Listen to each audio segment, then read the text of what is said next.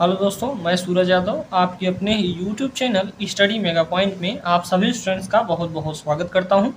Dear students, आज के lecture में हम आप लोगों को बताएंगे EIM का लेक्चर 2 होगा दोस्तों। इसमें हम आप लोगों को एक लेक्चर दे चुके हैं और आज का जो लेक्चर होगा लेक्चर 2 होगा इलेक्ट्रिकल सेकेंड ईयर वालों के लिए, यानी थर्ड सेमेस्टर के जो भी स्टूडेंट्स हैं इलेक्ट्रिकल के वो देख सकते हैं। ठीक है दोस्तों, आप लोगों का एक सब्जेक्ट है इसमें EIM, उसी को आप लोगों को पढ़ाया जा रहा है। ठीक है, इसको बहुत ही अच्छे वे में ध्यान रखेंगे दोस्तों। आप लोगों का थ्योरी पार्ट है, पूरा थ्योरेटिकल है दोस्तों, और इसमें आप लोगों को मैं बताना चाहूँगा इसको बहुत ही अच्छे वे में पढ़ेंगे ताकि आप लोगों की बैक ना लगे। ठीक है, मैं आप लोगों को यूट्यूब पे बहुत सारी क्लासेस दूंगा, उसके बाद आप लोगों की जो क्लासेस होंगी ऐप पे स्टार्ट हो जाएंगी। उससे पहले मैं सभी स्टूडेंट से रिक्वेस्ट करूंगा कि जो भी स्टूडेंट्स अभी तक चैनल पे नए हैं, चैनल को सब्सक्राइब नहीं किए हुए हैं, चैनल को सब्सक्राइब कर लेंगे तथा बेल आइकन को भी प्रेस कर लेंगे दोस्तों। ठीक है, आप लोगों की क्लासेस जो होंगी आप लोगों को बता दिया जाएगा कि लाइव क्लासेस कब चलेंगी, उसके लिए आप लोग निश्चिंत रहेंगे दोस्तों। आप लोगों को क्लास को एनरोल कर लेना है ताकि आप लोगों की जो क्लासेस हैं प्रॉपर वे में आप पूरी क्लासेस को बहुत ही अच्छे वे में देख पाएँ। इनकी PDF को मतलब लेने के लिए दोस्तों आप लोग ऐप पे जाइए। ऐप पे स्टडी मेगा पॉइंट मतलब ऐप है जो स्टडी मेगा पॉइंट, उसको इंस्टॉल कर लेंगे प्ले स्टोर से, या डिस्क्रिप्शन में लिंक भी है, वहाँ से भी आप क्लास को ज्वाइन कर सकते हैं। ठीक है, वहाँ पे आपको सारी PDF मिल जाएगी, आप PDF को डाउनलोड भी कर पाओगे ताकि आप लोग PDF का प्रिंट आउट निकलवा के दोस्तों आप लोग क्या कर सकते अपनी तैयारी को बहुत ही अच्छे वे में कर पाओ। ठीक है, अब आप लोग को मतलब कि ये भी होता है कि कौन लिखेगा इतना, लेकिन आप लोग एक बार इसका प्रिंट आउट निकलवा के आप पढ़ेंगे तो बहुत अच्छे से समझ में आ जाएगा, क्योंकि आप लोग क्लास यार इधर की क्लासेस देखेंगे, उधर अपने PDF से पढ़ते रहेंगे। ठीक, चलिए दोस्तों क्लास को स्टार्ट करते हैं और हमारा जो टॉपिक होने वाला है क्या है, types of electrical measurement instrument है। ठीक है, इसमें हम आप लोगों को बताए थे कि 3 प्रकार के मेजरिंग इंस्ट्रूमेंट होते हैं। कौन कौन से? एक इंडिकेटिंग टाइप होगा और एक इंट्रीगेटिंग टाइप का होगा और एक होगा रिकॉर्डिंग टाइप का। ठीक है, तो 3 प्रकार के आप लोग क्या देखें, मेजरिंग इंस्ट्रूमेंट को देखेंगे अपने इलेक्ट्रिकल में। ठीक है दोस्तों, उपयंत्र अब यहाँ पे हम एक करते हैं, इंडिकेटिंग की बात करते हैं। इंडिकेटिंग की तो इंडिकेटिंग का मतलब होता है सूचक उपयंत्र। सूचक मतलब दोस्तों जिसमें क्या हो, स्केल लगा हो और क्या हो, हमारा पॉइंटर हो, सारी चीज़ों को क्या करे एक जगह पे हमारा डिनोट करे। और जैसे कि आप लोगों ने देखा होगा, चाहे आप लोगों के घर में अमीटर लगा हो, वोल्ट मीटर लगा हो, और भी इक्विपमेंट्स लगे होंगे, लेकिन आप लोगों ने अमीटर और वोल्ट मीटर सभी स्टूडेंट ने देखा होगा जिसके घर में स्टार्टर होगा। ठीक है, स्टार्टर के ऊपर अमीटर और वोल्ट मीटर लिखा मतलब कि उस पर लगा रहता है, उसके ऊपर उसकी रेटिंग को दिखाना है, यानी जो इसकी रेटिंग है वो जो हमारा पॉइंटर है कुछ इस प्रकार से ऐसे मूव करता है। जब लाइट यहाँ पे आ जाती है, मान लीजिए हमारा 250 वोल्ट है, 250 वोल्ट पे रुक जाएगा। करंट कितने हैं, 3 एम्पियर, 3 एम्पियर पे रुक जाएगा। तो ठीक है, तो इस प्रकार से क्या हो जाएगा, उसे हम बोलेंगे कौन सा, सूचक उपयंत्र होगा। ठीक है, यानी इंडिकेट करेगा वो हमें। ठीक दोस्तों, इसको एग्जाम में कैसे लिखना है, एग्जाम के पॉइंट ऑफ व्यू से आप लोगों का ये टॉपिक जो है बहुत बेहद ही इंपॉर्टेंट है। ठीक है, क्या है कि सूचक उपयंत्र यानी जो हमारे वे उपयंत्र, सूचक उपयंत्र में आप लोग किस प्रकार से लिखना है इसको ध्यान में रखेंगे कि वे उपयंत्र जो मापी जाने वाली राशि को सूचक की सहायता से, यानी सूचक मतलब इंडिकेटर की सहायता से स्केल पर सूचित करते हैं, सूचक उपयंत्र कहलाते हैं। ठीक है, स्केल पे क्या करेंगे, वो डिनोट करेंगे या प्रदर्शित करेंगे या सूचित करेंगे, उन्हीं को हम क्या बोलेंगे, इंडिकेटिंग टाइप के इंस्ट्रूमेंट बोलेंगे, यानी सूचक उपयंत्र बोलेंगे। जैसे दोस्तों आप लोग अमीटर जानते होंगे, वोल्ट मीटर को भी जानते होंगे, वाट मीटर भी जानते होंगे और ओम मीटर भी होता है। ये सारे किस प्रकार के इक्विपमेंट्स होंगे दोस्तों, आप लोग बोलेंगे सूचक उपयंत्र होंगे। कौन से, सूचक उपयंत्र। ठीक दोस्तों, चलिए अब दोस्तों बात करते हैं यहाँ पे, आप लोगों को ये टॉपिक आप लोगों को क्लियर हो गया होगा कि आप लोगों का सूचक उपयंत्र कौन कौन से हैं। तो यहाँ पे ammeter, voltmeter, wattmeter और ओम मीटर, और भी इक्विपमेंट्स हैं, आप लोग देखेंगे आगे चल के। ठीक है, चलिए दोस्तों यहाँ पे है हमारा रिकॉर्डिंग टाइप का इंस्ट्रूमेंट, दूसरा हमारा रिकॉर्डिंग टाइप का है, उसके बाद हम आप लोगों को इंडिकेटिंग टाइप में भी बताते हैं। ठीक है, चलिए दोस्तों रिकॉर्डिंग टाइप में देखेंगे, आप लोग ध्यान रखना है क्या करेगा इसमें कि वे उपयंत्र जो ग्राफ कागज पर स्याही द्वारा एक अमुक समय पर मापी गई राशि का अभिलेखन खींचते रहते हैं, रिकॉर्डिंग टाइप इंस्ट्रूमेंट करते हैं। यानी वो डाटा को क्या करेंगे, या फिर जो हम बोल रहे हैं कि जो भी हमारा उपयंत्र होगा, वो जो मापी जाने वाली हमारी राशि होगी उसका क्या करेगा, अभिलेख मतलब खींचता रहेगा, यानी वो लिखता रहेगा उसी समय। ठीक है, रिकॉर्ड का मतलब होगा कि जो रिकॉर्ड करता रहे। जैसे आप अपने मोबाइल में देख सकते हैं, मोबाइल में अपने रिकॉर्डर चालू कर देंगे, उसके बाद जो भी चीज़ें आप लोगों की बोलते हैं वो क्या होता है, रिकॉर्ड हो जाता है उसी सेम वे में। ठीक है, तो दोस्तों यहाँ पे हम बोल सकते हैं क्या कि इसका प्रयोग सब स्टेशन में किया जाता है, किसका, रिकॉर्डिंग टाइप इंस्ट्रूमेंट का, और प्रयोगशालाओं में भी इसका यूज किया जाता है। तो इसका यूजेस आप लोग ध्यान रखेंगे कि सब स्टेशन और प्रयोगशालाओं में इसका यूज किया जाता है। दोस्तों आप लोग जानते होंगे ECG, इलेक्ट्रो कार्डियोग्राफ्स जिसे बोलते हैं। ये क्या करता है, हृदय के स्पंदन को क्या करता है, मेजर करता है। ठीक है, तो इसको भी आप लोग ध्यान रखेंगे। ईसीजी का काम होता है कि इसे हम, ईसीजी का मतलब होता है क्या दोस्तों, हृदय स्पंदन ज्ञात करने के लिए जो भी हमारे इक्विपमेंट्स होते हैं ये हमारे रिकॉर्डिंग टाइप इंस्ट्रूमेंट के श्रेणी में आते हैं। ठीक दोस्तों, आइए दोस्तों आगे की ओर चलते हैं और हमारा नेक्स्ट होगा समाकलन टाइप, या फिर इसी को हम बोलते हैं इंटीग्रेटिंग इंस्ट्रूमेंट बोलते हैं। ठीक है, समाकलन मतलब इसका मतलब ये होगा दोस्तों, इंटीग्रेट का मतलब ये होगा निश्चित समय में क्या करेगा, डाटा को इकट्ठा यानी जोड़ता रहेगा। ठीक है, यानी मान को, यानी जो हमारा डाटा होगा उसको एकत्रित करके हमारा जोड़ता रहेगा। ठीक है, इसका मतलब ही यही होगा कि इंटीग्रेटिंग। ठीक है, एनर्जी मीटर क्या करता है, आपके डाटा को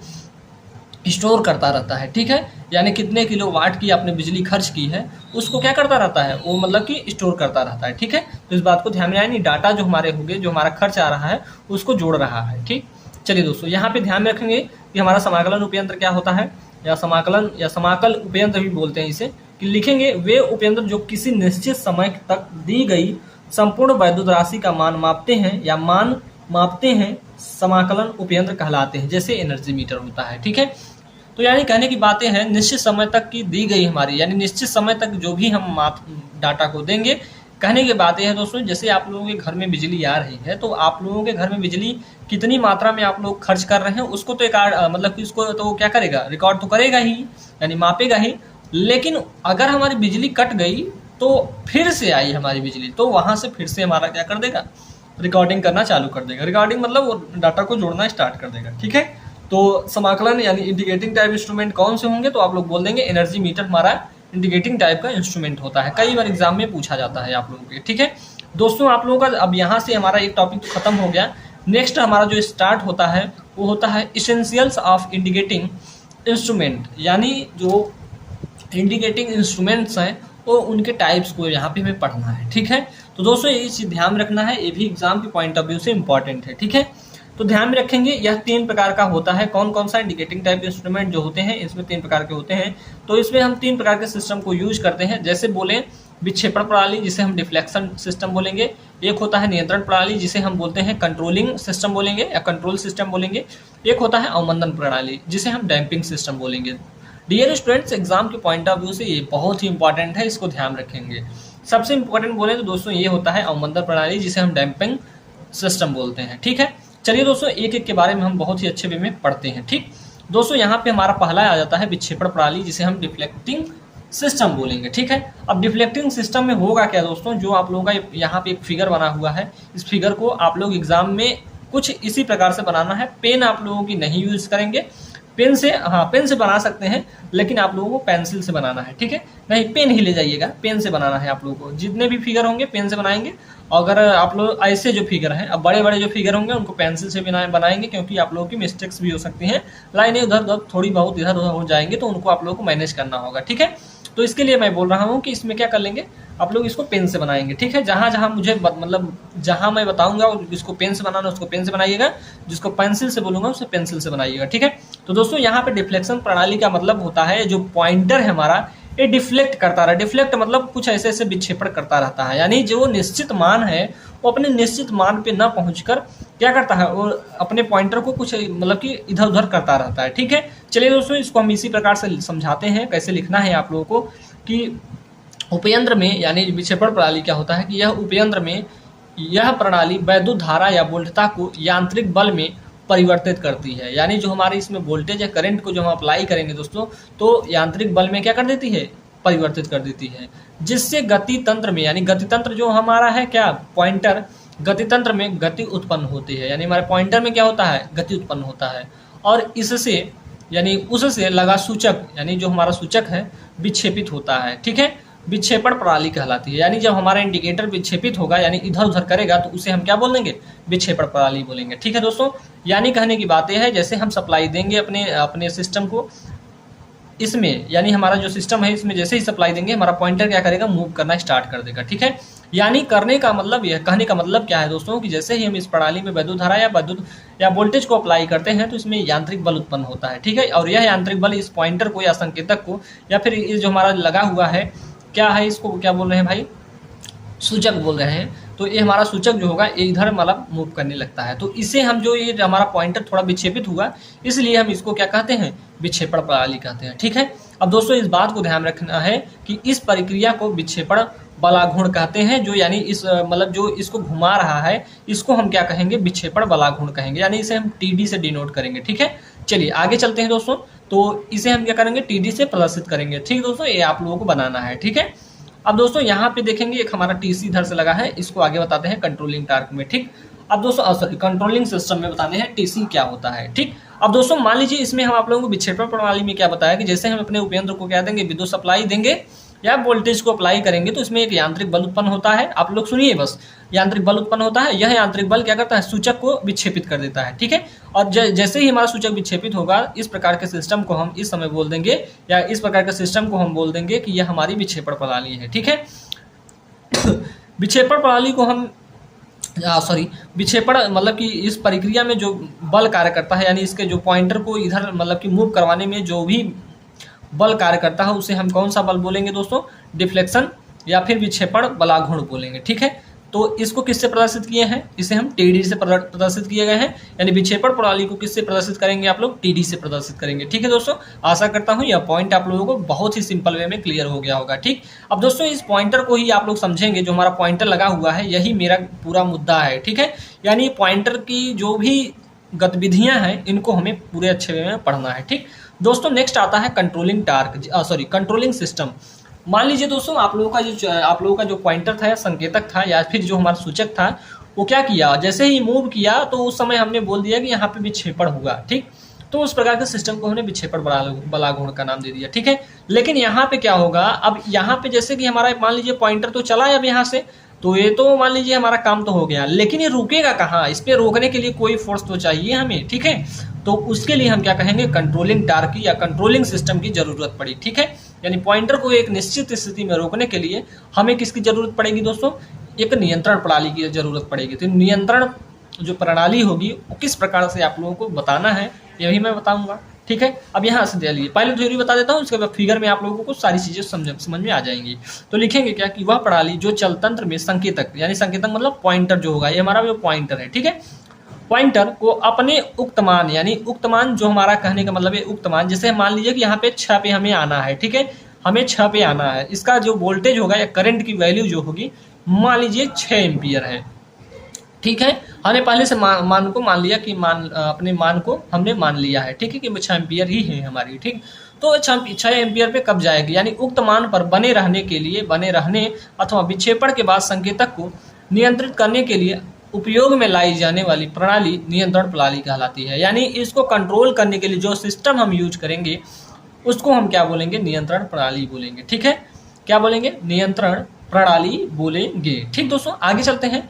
इसके लिए लगाया गया बलाघूर्ण जो होता है नियंत्रण बलाघूर्ण कहलाता है। इसे हम नियंत्रण बलाघूर्ण को टीसी से प्रदर्शित करेंगे। किससे, टीसी से। ठीक दोस्तों, आशा करता हूँ ये पॉइंट्स आप लोगों को क्लियर हो गए होंगे। अब यहाँ पे आप लोगों को आगे बताता हूँ क्या है इसमें। ठीक, अब यहाँ पे लिखा हुआ है टीसी। ठीक है, इसे टीसी से प्रदर्शित करते हैं। सामान्यतः 2 प्रकार की प्रणाली में प्रयोग में लाई जाती है। जैसे ये हमारा टीसी जो है दोस्तों, यानी जो हमारा कंट्रोलिंग सिस्टम है, 2 प्रकार की प्रणाली में इसको हम यूज करेंगे। ठीक है, कौन कौन सी होगी, एक यहाँ पे हमें जो पढ़ना है दोस्तों उसको आप लोगों को ध्यान रखना है। एक हमारा कमानी नियंत्रण होता है। दोस्तों कमानी नियंत्रण में क्या होता है, यहाँ पे हम क्या करते हैं, इस संकेतक को अपने निश्चित मान पे रोकने के लिए हम क्या करते हैं, एक कमानी का यूज करते हैं। ठीक है, क्या यूज करेंगे, कमानी का यूज करेंगे। ठीक दोस्तों, चलिए कमानी मतलब कि स्प्रिंग नुमा होगा। ठीक, चलिए अब बताते हैं दोस्तों कि कमानी नियंत्रण होता क्या है। कि इस प्रकार की प्रणाली में सामान्यतः फास्फर ब्रॉन्ज की बनी हुई 1 या 2 कमानी, जिसका एक सिरा चलतंत्र से, यानी जो हमारा फास्फर ब्रॉन्ज की क्या बनी होगी दोस्तों, हमारी कमानी बनी होगी। ठीक है, जो किससे जुड़ा होगा, जो हमारे चलतंत्र यानी संकेतक से जुड़ा होगा। ठीक है, तथा एक सिरा किससे जुड़ा होगा, चलतंत्र से, दूसरा सिरा हमारा लीवर से जुड़ा रहता है। लीवर अभी क्या है उसको भी बताऊंगा, जिसे घुमाकर संकेतक को शून्य स्थिति में व्यवस्थित कर दिया जाता है। ठीक है, चलिए अब बताते हैं दोस्तों, यहाँ पे जो ये आप लोग इस प्रकार का फिगर दिख रहा है यू आकृति का, इसको हम बोलते हैं दोस्तों लीवर। अब लीवर का काम क्या होता है कि इसको घुमा देते हैं, इसको घुमाया जाता है। तो जैसे इसे घुमाएंगे हम इसको, तो ये जो संकेतक है मान लीजिए यहाँ पे आया है, तो ये अपनी पूर्व स्थिति में आ जाएगा। जहाँ पे हमें मतलब स्थिर रखना होगा वहाँ पे हम इसको घुमा देंगे। ठीक है, चलिए आशा करता हूँ ये पॉइंट्स आप लोगों को समझ में आ गया होगा कि हमारा यहाँ पे इसके कहने का मतलब क्या था, ठीक है। लीवर का काम क्या था, ठीक, मतलब कि उसको जो हमारा पॉइंटर होगा उसको शून्य स्थिति में लाएंगे, यानी संकेतक को शून्य की स्थिति में ला दिया जाता है, ठीक है। दोस्तों एक चीज ध्यान रखना है कि जब विक्षेपण बालाघूर्ण के कारण, जब विक्षेपण के कारण विक्षेपित होता है, यानी विक्षेपण बालाघूर्ण के कारण जो हमारा पॉइंटर है विक्षेपित होता है, तो कमानी में घुमाव आ जाता है।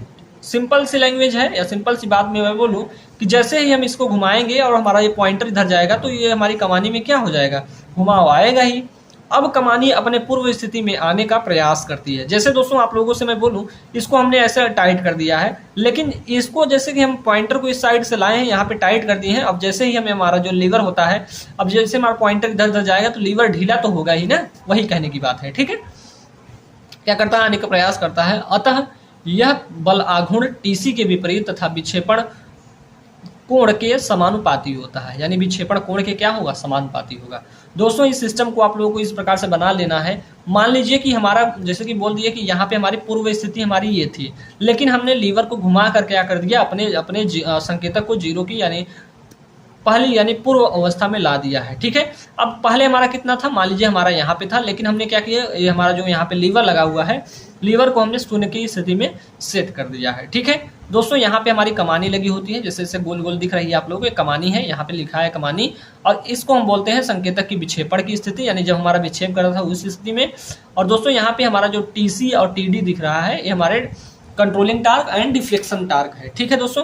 यहाँ पे आप लोगों को पता है ये हमारा संकेतक यानी पॉइंटर है, ठीक दोस्तों। चलिए अब दोस्तों यहाँ पे ध्यान रखना है कि जो टीडी होता है डायरेक्टली प्रोपोर्शनल होता है आई के, इसको इक्वेशन नंबर 1 मान लेंगे, और टीसी डायरेक्टली प्रोपोर्शनल होता है थीटा के, इसको हम इक्वेशन नंबर 2 मान लेंगे, ठीक है दोस्तों। कंट्रोलिंग, यहाँ पे ध्यान रखना है कि जो हमारा बैलेंस की कंडीशन में क्या होगा, यानी बैलेंस कंडीशन यानी संतुलन की स्थिति में क्या होता है, टीडी बराबर टीसी हो जाता है। एग्जाम के पॉइंट ऑफ व्यू से बहुत इंपॉर्टेंट है, यानी जब हमारा संतुलन की स्थिति में होगा तो जो हमारा टीडी है, जो हमारा टीसी है, एक टीडी के क्या हो जाता है, बराबर हो जाता है। तो इसे ही हम बोलते हैं कि संतुलन की स्थिति। दोस्तों आप लोगों ने टीडी बराबर क्या पढ़ा है, टीडी डायरेक्टली प्रोपोर्शनल किसके होता है, आई, और यहाँ पे हम बोल देते हैं कि आई, और ये हमारा टीसी बराबर किसके है, थीटा के है, ठीक है। तो यहाँ पे हम बोल सकते हैं थीटा डायरेक्टली प्रोपोर्शनल आई बोल सकते हैं कि नहीं बोल सकते हैं यहाँ से, तो आप लोग बोल सकते हैं जी हाँ सर बोल सकते हैं, क्यों नहीं बोल सकते। दोस्तों आप लोगों ने सिंपल से लैंग्वेज में पढ़ा है, इसके पिछले वाले सेमेस्टर में भी पढ़ा होगा कि जब प्रोपोर्शनल का चिन्ह हटता है तो वहाँ पे एक कांस्टेंट आ जाता है, आप लोगों ने बचपन से ही पढ़ा होगा, ठीक है।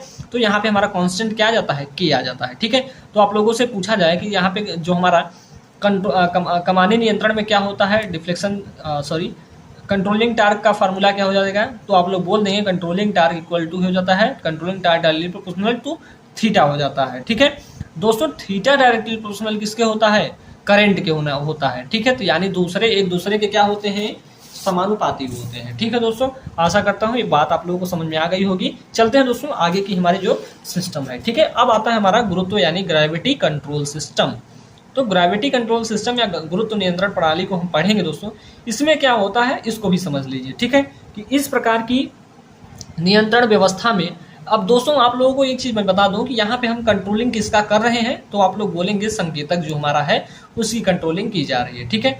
तो दोस्तों क्या है कि नियंत्रण व्यवस्था में परस्पर 90 अंश पर 2 भार लगे होते हैं, ठीक है दोस्तों। ये जो भार लगे हुए हैं, एक मान लीजिए इधर और एक इधर, दोस्तों ये आप लोगों को समझना है कि ये मान लीजिए हमारा एक भार तो इसका हो गया, जो हमारा इस वाले संकेतक का है, एक भार ये हो गया, एक भार ये हो गया। लेकिन यहाँ पे जो हमारा एक और है संकेतक, मतलब कि ये जो हमारा डिफ्लेक्शन, मतलब कि एक आभासी जो कि हमारा पूर्व अवस्था में जहाँ था, इसको हमने क्या किया है, अभी अभी जीरो की कंडीशन में लाया है, लेकिन पूर्व अवस्था हमारी पहले की कंडीशन ये थी। तो उसके लिए भी तो हमारा कोई ना कोई भार होगा, मतलब कि इसको भी कंट्रोलिंग करने के लिए कोई भार लगाएंगे। तो जो भार लगे होते हैं दोस्तों परस्पर 90 डिग्री पे लगे होते हैं, ठीक है। देखेंगे तो यहाँ से इसके लिए 90 डिग्री हो जाएगा, यहाँ से देखेंगे दोस्तों इसके लिए हम देखेंगे तो इसके लिए 90 डिग्री हो जाएगा। तो इसको ध्यान रखना है कि इसका जो एंगल बनेगा दोस्तों, यहाँ से यहाँ का बीच का एंगल बनता है 90 डिग्री का बनता है, ठीक है। तो यहाँ पे भार को आप लोगों ने देखा, जो क्रमशः नियंत्रण भार तथा संतुलित भार कहलाते हैं। एक हमारा क्या होता है, नियंत्रण भार होगा, एक संतुलित भार होगा, ठीक है। जैसा कि आप लोगों को इस फिगर में भी दिख रहा है, एक हमारा क्या है, संतुलक भार है, एक नियंत्रण भार है, ठीक है। यानी कंट्रोल करेगा, एक क्या करेगा, संतुलित करेगा, यानी बैलेंस करता है, ठीक है। जब विक्षेपण बालाघूर्ण टीडी से प्रभावित होकर, यानी टीडी से जैसे ही प्रभावित होकर संकेतक विक्षेपित होता है, यानी संकेतक हमारा क्या करेगा, विक्षेप करेगा, परंतु नियंत्रण भार ऊर्ध्वाधर स्थिति में ही संतुलित होता है। अतः वह पुनः ऊर्ध्वाधर स्थिति में आने का प्रयास करता है। ठीक है, यानी फिर से अपनी जो हमारी स्थितियां दिख रही हैं यहाँ पे आने का प्रयास करेगा, लेकिन ऐसा नहीं हो पाता। ठीक है दोस्तों, यहाँ पे एक फार्मूला है, इसको थोड़ा ध्यान में रखेंगे और उस फिगर को बना लेंगे आप लोग। ठीक है, इसमें जो चीज़ें दिख रही हैं उनको जस्ट आप लोग को बना लेना है। ठीक दोस्तों, जब यहाँ पे हम बोलेंगे तब क्या होगा, तब नियंत्रण बलाघूर्ण बराबर होता है टीसी, जिसे कंट्रोलिंग टार्क की बात की जाए नियंत्रण की, तो टीसी डायरेक्टली प्रोपोर्शनल होता है ओमेगा एल साइन थीटा के। ठीक है, या डब्ल्यू बोल सकते हैं इसके, डब्ल्यू एल साइन थीटा। अब दोस्तों यहाँ पे हम बात करेंगे कि टी सी इक्वल्स टू क्या हो जाएगा, डब्ल्यू, ये तो बता दिया आप लोगों को। यहाँ पे हमारा टी सी डायरेक्टली प्रोपोर्शनल किसके हो जाएगा, साइन थीटा के। और यहाँ पे उसी प्रकार हम टी डी को बोलेंगे तो टी डी भी हमारा डायरेक्टली प्रोपोर्शनल होता है साइन थीटा के। अब बोलते हैं दोस्तों संतुलन की स्थिति में, मैं आप लोगों को पहले बताया कि संतुलन की स्थिति में टी डी बराबर टी सी होता है। ठीक है, तो टी डी बराबर टी सी होता है। इसका मतलब क्या है दोस्तों, तो यहाँ पे देख सकते हैं, जैसे कि एक इक्वेशन मान लीजिए ये है, एक इक्वेशन ये है, तो जैसे ही रखेंगे तो आई इक्वल यानी आई इक्वल टू क्या हो जाएगा, आई डायरेक्टली प्रोपोर्शनल किसके हो जाएगा, साइन थीटा के हो जाएगा।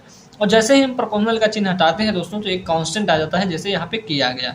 दोस्तों आप लोग पढ़े होंगे कि अगर हम थीटा बराबर लिखेंगे तो साइन इनवर्स क्या हो जाएगा, आई बाई के हो जाता है। एग्जाम के पॉइंट ऑफ व्यू से इंपॉर्टेंट है। ठीक है, यानी ये सिस्टम जो है या फिर पूरा जो हम बता रहे हैं कंट्रोलिंग सिस्टम, आप लोगों के एग्जाम में कई बार आया हुआ है, तो इसको बहुत ही लाइटली नहीं लेंगे आप लोग। उसके बाद क्या है दोस्तों, गुरुत्व नियंत्रण प्रणाली से ऊर्ध्वाधर प्रणाली क्या होती है, प्रभावित होती है। ठीक है, यानी इससे क्या होते हैं, हमारी जो ऊर्ध्वाधर प्रणाली होती है वो प्रभावित होती है। ठीक दोस्तों, चलिए आगे चलते हैं दोस्तों, आगे की हम बातें करते हैं। अब यहाँ पे हमारा तीसरा आ जाता है दोस्तों डैम्पिंग सिस्टम। ठीक है, क्या आता है, डैम्पिंग सिस्टम। एग्जाम के पॉइंट ऑफ व्यू से बहुत ही इंपॉर्टेंट है, तो दोस्तों इसको हम देख लेंगे नेक्स्ट लेक्चर में। ठीक है, क्योंकि ये भी आप लोगों का काफी बड़ा है। ठीक है, इसमें 3 प्रकार के सिस्टम यूज किए जाएंगे। डैम्पिंग सिस्टम में आप लोगों ने अभी क्या क्या पढ़ा, आप लोगों को मैं एक बार फिर से बता देता हूँ। ठीक है, क्या क्या पढ़ा आप लोगों ने, तो यहाँ पे पढ़ा दोस्तों, यहाँ पे हमने आप लोगों को विक्षेपण प्रणाली के बारे में बताया। तो विक्षेपण में क्या हुआ, जैसे हमारा पॉइंटर है हमारा, इसमें जैसे हम क्या किए, अपना सप्लाई को दिया, तो ये हमारा क्या हुआ,